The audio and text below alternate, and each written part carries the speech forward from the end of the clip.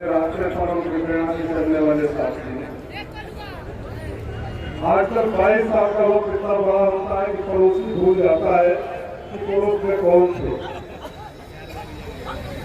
और श्रद्धा सुमन अर्पित करते समय, श्रद्धांजलि देते समय सबसे अच्छी श्रद्धांजलि यही होती है कि जिसकी श्रद्धांजलि समारोह में, जिनके पुण्यतिथि में हम आए, उनके बताए हुए रास्ते पर चले। बद्री बाबू ने क्या किया उसकी मिसाल आज तक लोग देते हैं। लेकिन मैं बधाई देना चाहता हूं भाई गुरु सिंह जी को भी और चेयरमैन साहिबा को भी कि आपने उनकी धरोहर को, उनके संस्कार को जिस तरह से बचा कर रखा है, आप सचमुच नौजवानों के लिए अनुकरणीय है। मैं नौजवान साथियों से कहूंगा जो अपने घर में सम्मान नहीं देते हैं, कहीं भी सीख सकते हो और यहाँ से सीखने की जरूरत है। आज के जमाने में जहाँ लोग भीड़ से भी इकट्ठा होते हैं, सरकारी संसाधनों को देने पर भी या तो आते नहीं और आते हैं तो समय से पहले उठे जाने लगते हैं और सरकारी समारोह होता है, अपनी कुर्सियां लगा दी जाती है कि दूर तक दिखे। सुबह 10 बजे से आप लोग बैठे और मैं दिल्ली से चलकर इसी कार्यक्रम के लिए आ रहा हूँ। गुरु बाबू आप पढ़ाई के पात्र हैं, आप निसंदेह अनुकरणीय है। बद्री बाबू जैसा पिता और आप जैसा पुत्र भगवान सबको दे। साथियों, जब मैं कह रहा था कि किसी की भी पुण्यतिथि पर, किसी महापुरुष की पुण्यतिथि पर श्रद्धांजलि समारोह में जब जाते हैं तो उससे अच्छी श्रद्धांजलि कुछ हो ही नहीं सकती कि उनके बताए हुए रास्ते पर उनके चरित्र को अपने में आत्मसात करके 2-4 कदम चल सके। और मैं बड़े दावे के साथ कह सकता हूं कि अगर आप इस भावना के साथ आंख बंद कर उनका अनुकरण करेंगे तो वर्तमान जो परिस्थितियां हैं, आपके अंदर भी बगावती तेवर आ जाएंगे, बगावती पकड़ते रह पाएंगे। नहीं बर्दाश्त होता जब आप अपने चारों तरफ देख रहे हैं, जहां सच बोलने वाले की पुण्यतिथि पर है, तो मैं आपसे कहना चाहूंगा कि इस देश में झूठ का इतना बड़ा बोलबाला है। उस झूठ से लड़ना है, उस झूठे सपनों से लड़ना है, उन लोगों से लड़ना है जो आपके बच्चों के भविष्य के साथ खिलवाड़ कर रहे हैं। भाई नाथ जी बता रहे थे कि हमारे नेता कौन कौन होते थे, हमारे नेता कौन कौन रहे हैं। आप कल्पना करिए अगर वो नेता आज जीवित होते, अगर आज जीवित होते तो 6 साल नौजवानों की पीढ़ी गुजर जाए, पुलिस की भर्ती न हो, टीचर लाठी खाए, शिक्षा मित्र लाठी खाए, कोरोना में आपको जिंदगी देने वाले ड्राइवर लाठी खाए, महीनों से शिक्षक पड़े हो और दावे किया जा रहे हो कि देश में राम राज्य आ गया है और आपके उत्तर प्रदेश में हर दिन 11 बलात्कार हो, 23 हत्याएं हो रही हो, हर 10वें दिन गैंग रेप हो रहा हो, राम राज्य आ गया है, देश से गरीबी दूर हो गया हो। बड़े बड़े चैनलों पर हमसे भी लोग बात करते हैं, चाहते हैं कि मोदी जी और योगी जी ने मिलकर देश की गरीबी दूर कर दी। जिस देश के 85 करोड़ लोगों को 5 किलो अनाज पर जिंदा रहना पड़ता हो, ऐसी गरीबी दूर करने का नाटक करने वाले सब कर रहे हैं। जिस दिन आपको अनाज देने की जरूरत नहीं पड़ेगी, जिस दिन बच्चों को लाठी नहीं खाना होगा, जिस दिन नौकरी के लिए लाइन में नहीं खड़ा होना पड़ेगा, जिस दिन हमारी बेटी बहनों की आबरू सुरक्षित रहेगी, उस दिन राम राज आएगा। राम तो कड़कड़ में है, राम तो घट घट में है। राम जी हर दिन है, 365 दिन है, 24 घंटे हैं, हर पल है राम जी। बस याद तो करो।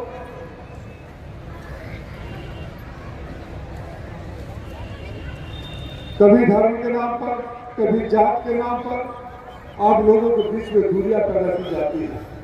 मैं उन मुद्दों पर नहीं जाना चाहता हूं। रोज मीडिया के माध्यम से आप लोगों के बीच में जहर पैदा किया जाता है। मैं तो आपकी भीड़ को देखकर इतना गदगद कि यह कोई चुनावी सभा नहीं है, यहाँ कोई मुफ्त की रेहड़ी नहीं बांटी जा रही है, यहाँ कोई झूठे वादे नहीं किए जा रहे हैं। बावजूद अगर आप सुबह 10 बजे से यहाँ बैठे हुए हैं उस महापुरुष के पुण्यतिथि पर और गुड्डू सिंह के बुलावे पर बैठे हुए हैं, तो ये दिखाता है कि आपका कितना स्नेह और प्यार मेरे छोटे भाई के ऊपर है और ये आपका हमें आजीवन बना रहे हैं। इसके लिए मैं आपसे हाथ जोड़कर गुजारिश करता हूँ। पुनः सिर्फ छोटी सी बात दोहराते हुए बड़े बड़े भाषणों में कुछ नहीं रखा है कि वो उस महापुरुष की पुण्यतिथि पर आप आए हैं। जो नौजवान साथी हैं, हम तो चंद्रशेखर जी से सुना करते थे, अपने गुरु जनेश्वर मिश्रा से भी सुने हैं। कभी सच है कि मैं बद्री बाबू के सानिध्य में कभी काम करने का मौका नहीं मिला, लेकिन छोटे बद्री बाबू यहाँ खड़े हैं, इनके साथ काम करने का मौका मिला है। मैं उम्मीद करता हूँ कि उनके सपनों को पूरा करने में हम सब लोग अपना जीवन गुजारने में जय हिंद जय भारत। राजीव राय जी जो राष्ट्रीय सचिव और राष्ट्रीय प्रवक्ता भी हैं, हम लोगों के बड़े भाई हैं। हम लोग याद किए, निश्चित तौर पर कल दिल्ली में मीटिंग में थे, लेकिन हम कहे भैया आपको आना जरूरी है। और ये मौसम देख ही रहे हैं, मौसम की वजह से राष्ट्रीय अध्यक्ष का कार्यक्रम कैंसिल हुआ। मौसम कितना विपरीत है, इसके बावजूद भी आप चल करके और यहाँ कार्यक्रम में आए, इसके लिए हम और हमारी कार्यकर्ता और हमारी नंबर आपका आजीवन आभारी रहेगा। माननीय राजीव राय जी कहे धर्म के नाम पर बात सही है। पहले लोग कहते थे कि राम जी हम सबको लाए हैं, अब लोग कहते हैं कि राम को हम लाएंगे। राम है क्या? राम धर्म के नाम पे राजनीति करने का नाम राम नहीं है। राम का मतलब है कि अपने पिता के आदेश पे 14 साल जंगल जाएंगे तो राम आपके पास है। अपने भाई से त्याग करने का नाम राम है। अपने भाई से त्याग करेंगे तो राम है। अपने पत्नी के स्वाभिमान के लिए लड़ाई लड़ेंगे तो राम है। और शीशे के सामने खड़े होंगे तो आप राम दिखाई दे देंगे। राम किसी के बुलाने से और राम किसी के कहने से किसी के घर में नहीं जाएंगे। एक राम कहाँ जाएंगे? आप में भी राम है, हमारे भी राम है, लेकिन उस चरितार्थ को अगर सही कर लेंगे तो निश्चित तौर पे आपके अंदर और आपके पास राम रहने का काम करेंगे। अन्यथा धर्म के नाम पे राजनीति तो होती रहेगी। और राजनीति इतनी झूठ, इतनी फरेब हो रही है कि रोज पेपर, टीवी चैनल, पत्रकार बंधु भी यहाँ पे हैं। बाबा गिरीश बाबा, आप लोग बुरा न मानिएगा, लेकिन निश्चित तौर पर सुबह अगर पेपर उठाइए तो आज 1 महीने से कार्यक्रम यही चलता है कि राम को लाएंगे। राम को लाने वाला कोई पैदा नहीं है। राम सबको लाए हैं और निश्चित तौर पे जो बातें हैं उस बात को चरितार्थ होगा तो हम सभी के अंदर राम है, हम सभी को राम दिखाई देंगे। अन्यथा हमको राम मिलने वाले नहीं है। अगर केवल राम लाएंगे और राम को खोजेंगे, राम को अपने अंदर खोजिए, पिता के रूप में खोजिए कि उनका आदेश हो तो 14 साल वनवास करने के लिए भी तैयार है। भाई के लिए पूरी राजपाट सब कुछ निछावर करके भाई को छोड़ करके चले जाइए भाई के आदेश पे। भाई के तो आपके पास राम है। पत्नी के स्वाभिमान के लिए अगर लड़ाई लड़े तो आपके पास राम है। और जब ये चरितार्थ कर लेंगे तो आपके सामने राम दिखाई देंगे। इसी कड़ी में मैं चाहूँगा कि हम लोगों के बीच में सिकंदरपुर के लोकप्रिय विधायक, सुख दुख के साथी, जब भी हम लोग याद किए हैं, मोहम्मद रिजवी साहब हम लोगों के बीच में हैं, आए हम लोगों को आशीर्वाद वचन दें। और आप भी लखनऊ थे, लेकिन हम निवेदन किए कि आपको आना जरूरी है, तो माननीय लखनऊ से चल के मैं इनका भी आभारी हूँ। धन्यवाद। धरोहर है, उसको हम याद करें, अपने लोगों के बीच में, तो एक प्रेरणा मिलती है आने वाली नस्लों को। नई पीढ़ी जब मीटिंग में आती है और नेताओं के विचारों को सुनती है, संकल्प के सहारे जब तक इनकी माता जी जीवित थी बनाया और आपका स्नेह प्यार मिला, भारी बहुमत से आपने इनको जिताने का काम किया और विश्वास को बद्रू सिंह के जगाने का काम किया, उनके रास्ते पर चलने का काम किया। इसके लिए कोट कोट आप लोगों को बधाई। कोट कोट बधाई। आज का कार्यक्रम में हमारी पार्टी के राष्ट्रीय अध्यक्ष आदरणीय अखिलेश यादव जी को आना था, मगर बहुत ज्यादा व्यस्तता आजकल चल रही है नेताओं की। उसके बाद भी उन्होंने गुड्डू सिंह से कहा कि हम आएंगे। हमसे परसों बात हुई, मैंने बलिया आएंगे क्या? कह देखो अगर मौसम साथ दिया, कोई विशेष अड़चन नहीं आई तो मैं निश्चित बलिया गुड्डू सिंह के कार्यक्रम में शामिल होना चाहूंगा। अखिलेश जी ने परसों भी कहा, मगर मौसम इतना खराब और व्यस्तता के कारण उनका कार्यक्रम नहीं हो पाया। मगर आपने मुख्यमंत्री के रूप में उनको देखा इसी मंच से, आपने हमारे नेता माननीय मुलायम सिंह यादव को भी इसी मंच से देखा, आपने शिवपाल जी को अनेकों बार इसी मंच से देखा, आपने धर्मेंद्र यादव को भी यहां देखा। आज 19 तारीख समाजवादियों का एक सम्मेलन का दिन होता है। गुड्डू सिंह ने कभी रास्ता नहीं छोड़ा जो समाजवाद का रास्ता था, जो गरीब शोषित पीड़ित को आगे आने उठाने का रास्ता है, जो समाजवादी सोच है, थोड़ा नीचे को ऊपर उठाओ, गैर बराबरी समाप्त करो, गरीब कमजोर की मदद करो, लाचारों की मदद करो। ये संकल्प गुड्डू सिंह ने लिया और जब से ये कार्यक्रम कर रहे हैं, मैं आ रहा हूं 17-18 साल से, मैं देखता हूं कि कभी दूसरे को उन्होंने आमंत्रित नहीं किया। समाजवादियों का जमघट लगाने का हमेशा इन्होंने काम किया और समाजवाद के परचम को आगे बढ़ाने का काम किया। ये गुड्डू सिंह थे। तो क्या ऐसे लोगों को हम छोड़ दें? क्या इनको हम यहीं तक सीमित रखें? गुड्डू सिंह जो सपना था बाबू बद्री सिंह जी का,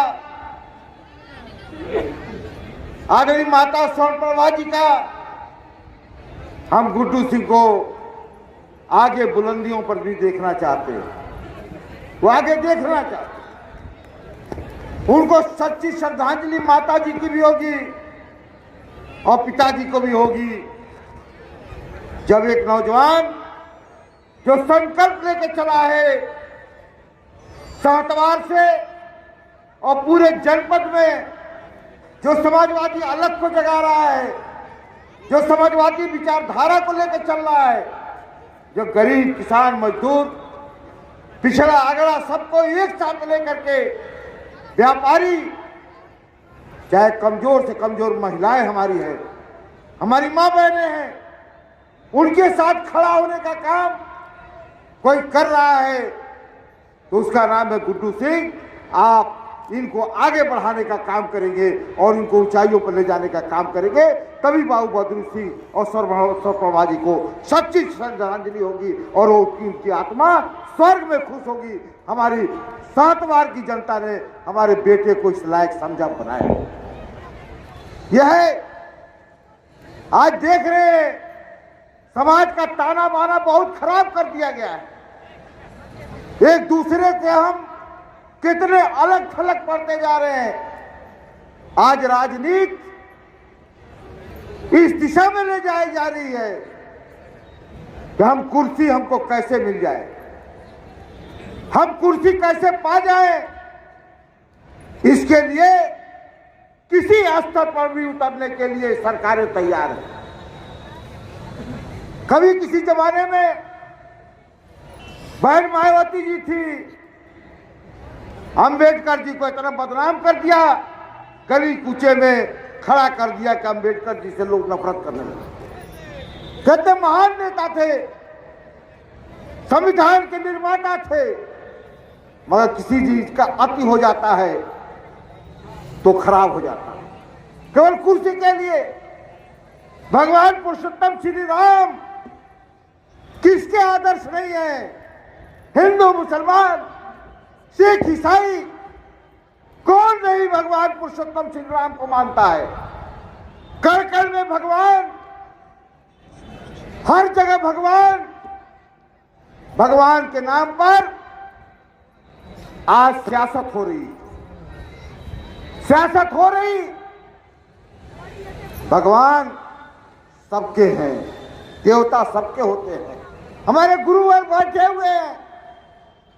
ये हिंदू मुसलमान सिख ईसाई छोटा बड़ा दलित सबके गुरुवर है, महंत है, सब पूज लेते हैं, सब पूजनीय है। ये हम पूछते हैं भगवान श्री राम को, हम मर्यादा पुरुषोत्तम को पूछते हैं, उनका स्मरण करते हैं, सुबह उठते हैं हम स्मरण करते हैं, उठते सुनते सीताराम सीताराम जपते हैं, नाम लेते हैं। इसीलिए कि भगवान हमारे कण कण में है, हमारे घर में है। और उसकी प्रेरणा जब हम सुबह उठ के प्रार्थना में जय सीताराम का नाम लेते हैं तो हमारा दिन बहुत अच्छा गुजरता है और हमारा दिन रात ईश्वर हमारी मदद करता है, भगवान हमारी मदद करते हैं। मगर सियासत से जोड़ दिया जाए, राजनीति कर रहे, राजनीति कर दिया गया, इसलिए केवल लोकसभा के चुनाव के लिए हम कैसे जीत जाए, इस पर हमारे सातवार के भाइयों और अगल बगल के भाइयों विचार करना। हमारी लड़ाई किसी से नहीं है, हम भगवान को उतना ही मानते हैं जितना सब मानता है। गरीब से गरीब आदमी भगवान को मानता है, हम भी मानते हैं, मगर हम राजनीति में घसीटना नहीं चाहते भगवान को। भगवान तो अवतार रह देख रहे, सब दुनिया देख रहे, कण कण में भगवान, मगर राजनीति करने के लिए नहीं। और भी भारतीय जनता पार्टी राजनीति का बाजार बना दिया, गरीब गरीब होता जा रहा, कमजोर कमजोर होता जा रहा, संविधान खतरे में है, नौजवान को नौकरी नहीं, रोजगार नहीं, व्यापार नहीं, व्यापारी परेशान है, हत्या लूट डकैती तमाम नई बात करी, ये हो रहा है। इसके भ्रम में मत पड़ना और आने वाले दिनों में आप समाजवादी झंडे को, समाजवादी सोच जो हमारे पुरखों ने इस देश को दिया था, एक रास्ता दिया था, डॉक्टर लोहिया चंद्रशेखर जी, जयप्रकाश नारायण, जनेश्वर मिश्रा, मुलायम सिंह यादव, चौधरी चरण सिंह, कर्पूरी ठाकुर, ऐसे लोग महान हस्तियां जो गरीब के लिए लड़े, गरीब के लिए खपे, गरीब के लिए जब सरकार आई योजना बनाए, गरीब तक पहुंचाए। अखिलेश जी ने नौजवानों को रोजगार दिया, पहुंचाया, काम किया, करके दिखाया। सातवार में भी बहुत बड़ा काम, बड़े बड़े काम हुए अखिलेश जी के जमाने में। ये रास्ता है आपका, ये गरीब किसान का यही रास्ता है, समाजवाद का रास्ता, समाजवादियों का रास्ता, गरीब को ऊंचा उठाने का, गरीब को आगे बढ़ाने का, किसानों को आगे बढ़ाने का ये रास्ता। इस संकल्प के साथ आज हम चले, यही बाबू बहादुर सिंह जी चाहते थे, ये इंदिरा सिंह चाहती है, ये समाजवादी चाहता है। इस रास्ते को मत छोड़ना सातवार के भाइयों, इसी रास्ते पर चल करके हम समाजवाद को आगे बढ़ाएंगे और आने वाले दिनों में समाजवादियों को ताकत दे देना, तभी हम बहादुर सिंह को पुनः नमन करेंगे और उनकी आत्मा जहां भी होगी खुश होगी और गुड्डू सिंह को ऊंचाइयों तक ले जाने का आज संकल्प लेकर के हम आगे बढ़ेंगे। बहुत बहुत धन्यवाद। जय हिंद, जय समाजवाद।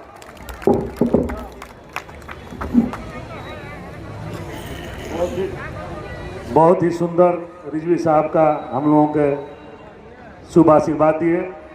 अब कार्यक्रम के आखिरी पड़ाव पे चल रहा है। हम लोगों के कल हम लोग बैठे थे शाम में, रात में, ये 22 वर्षों से बड़े भाई राजीव राय जी, रिजवी साहब, ये 22 वर्षों से होता है कि रात में बारिश भी हो जाए। एक बार मुख्यमंत्री जी, हम लोगों के वर्तमान मुख्यमंत्री थे राष्ट्रीय अध्यक्ष जी, रात में सुबह आना था, सुबह 7 बजे तक बारिश हुआ, लेकिन लोगों का आशीर्वाद, आप लोगों की दुआ, सुबह एकदम फ्रेश हुआ और कार्यक्रम बहुत अच्छा हुआ। माननीय मुख्यमंत्री के रूप में आए थे राष्ट्रीय अध्यक्ष जी, और रात भी सारे लोग बैठे थे। तो हम कहे कि भाई मौसम इतना गड़बड़ है, कैसे कार्यक्रम होगा। तो हमारे जितने कार्यकर्ता थे कहे कि फिर कल उसी तरह धूप होगा, और धन्य है मैं अपने सभी सहयोगियों को, अपने कार्यकर्ताओं को, और एक पंडित जी हैं अखिलेश पाठक जो प्रसाद चढ़ाने का काम करते हैं। मौसम ठीक होने लगता है। हम लोगों के बीच में पंकज सिंह जी, कबड्डी संघ के समस्त, अजीत सिंह जी, समस्त लोग आए हुए हैं। शुक्ला जी, मैं आप लोगों का हार्दिक स्वागत, अभिनंदन एवं वंदन करता हूं। और समस्त अपने मिथिलेश श्रीवास्तव जी, मैं उनका भी हार्दिक स्वागत अभिनंदन करता हूं। और मैं समस्त अपने गार्जियन, नौजवान साथी, माता बहन जो सुबह 10 बजे से ये ग्राउंड एकदम खचाखच भरा था, खचाखच भरा है, इसके लिए मैं आभारी हूं कि आप अपने इस बेटे के, अपने इस भाई के, अपने इस मित्र के बुलावे पे स्वर्गीय बद्रीनाथ सिंह जी की पुण्यतिथि मनाने के लिए, राजीव राय जी को देखने के लिए, आप रिजवी साहब को देखने के लिए आप हमारे बीच में आए और स्वर्गीय बद्रीनाथ सिंह जी की पुण्यतिथि मनाए। इसके लिए कोने कोने से क्षेत्र के आए हुए सभी नौजवान साथियों को, अपने गार्जियनों को, माता बहन को, भाई को, मित्र को बारंबार स्वागत, अभिनंदन करता हूं। और आपको ये विश्वास दिलाता हूं कि जिस तरह से मैं रहता हूं उसी तरह से आज भी हूं, कल भी हूं। एक ही बात मैं बार बार कहता हूं कि दिन होके रात 24 घंटा तारा साथ कई नंबर बा। नारद राय जी कहत नहीं आजमावे खातिर, वहां के चल गई लोग आजमावेला, कबो कबो तो थोड़ा सा लेला लो तो रतिया का फोन करे लो, हम कही का बात बा भाई, तो कहे लो कि तुम देखा नहीं है कि फोन उठाता कि ना, एक रिंग में उठता है, चाहे 12 बजे रात हो, चाहे 12 बजे दिन हो। तो ये सब आप लोगों का स्नेह, आशीर्वाद और प्यार से है, और स्नेह, आशीर्वाद और प्यार आपका बना रहेगा।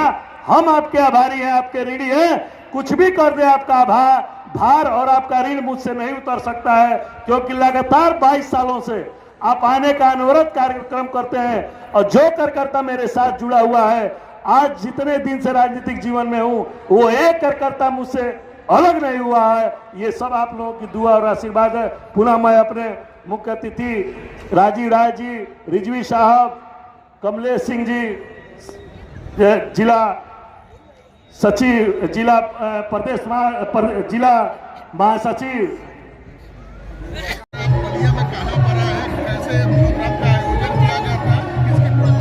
अरे हम सबके आदर्श महान समाजसेवी स्वर्गीय बद्रीनाथ सिंह जी की पुण्यतिथि है 22वीं, और उस पर गुड्डू सिंह ने मुझे आमंत्रित किया था, तो मैं उसके लिए आया।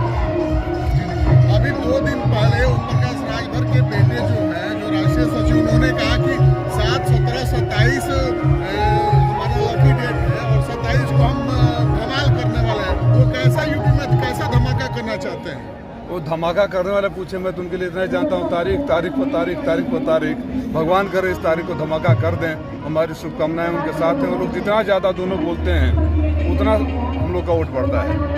आपने मंच से संबोधित करते हुए कहा माननीय बद्रीनाथ सिंह जी की वो जब यहाँ थे तो यहाँ के प्राण थे, जनता के रक्षक थे, तो क्या लगता है कि उनके जाने के बाद भी छोड़ के हमारे गुड्डू भैया कहाँ तक रास्ते पर चले हैं? सुकून और गर्व की बात है कि उनके संस्कारों को आत्मसात करके, मैंने कहा कि 22 साल में तो लोग पड़ोस में भूल जाते हैं, 22 साल तक ये जनता अगर याद कर रही है और हर साल ऐसे ही कार्यक्रम होता है तो दिखाता है कि अपने पिता के दिए गए संस्कारों को आत्मसात किया है और आगे बढ़ा रहे हैं, जनता की सेवा कर रहे हैं। इस समय देश में अयोध्या में श्री राम लला की मूर्ति की प्राण प्रतिष्ठा की चर्चा है, लोग, लेकिन उसमें विवाद ये भी हो रहा है कि मंदिर पूरा नहीं बना है, आधा अधूरा बना है, उसे प्राण प्रतिष्ठा कैसे?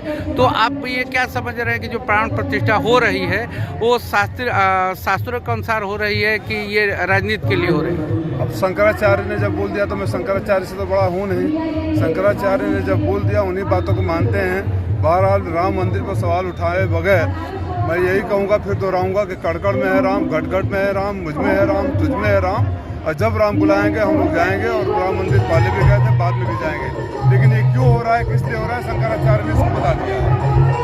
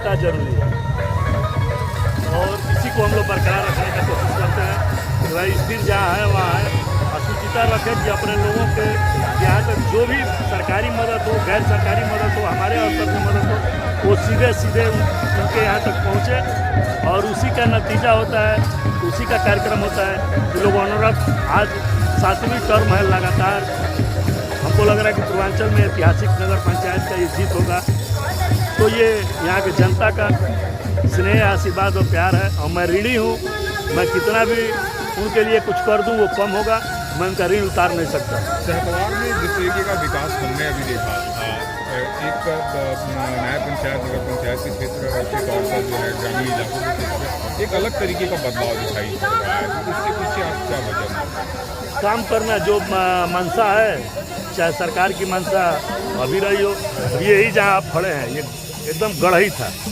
लेकिन सबसे पहले माननीय शिवपाल सिंह यादव जी ने 40 लाख रुपये लिए और पूरी बाउंड्री कराए नहीं तो ये लोग कितने लोग पकड़ लिए होते और ये आज पोखरा का अस्तित्व नहीं रहता। उसके बाद अखिलेश जी आए पार्क का उद्घाटन किए तो अनवरत काम करने का जो भी शासन से आता है हम लोग चाहते हैं कि जिस काम के लिए आए उस काम तक वो पैसा पहुँचे और वो काम पूरा का पूरा हो। अभी आज ही सेल्फी पॉइंट का उद्घाटन होगा यहीं सामने आपको तो कार्य करने का हम लोग काम करते हैं। शिवपाल जी से आपके बड़े करीबी रिश्ते हैं 2024 का चुनाव आ रहा है क्या कहना चाहिए?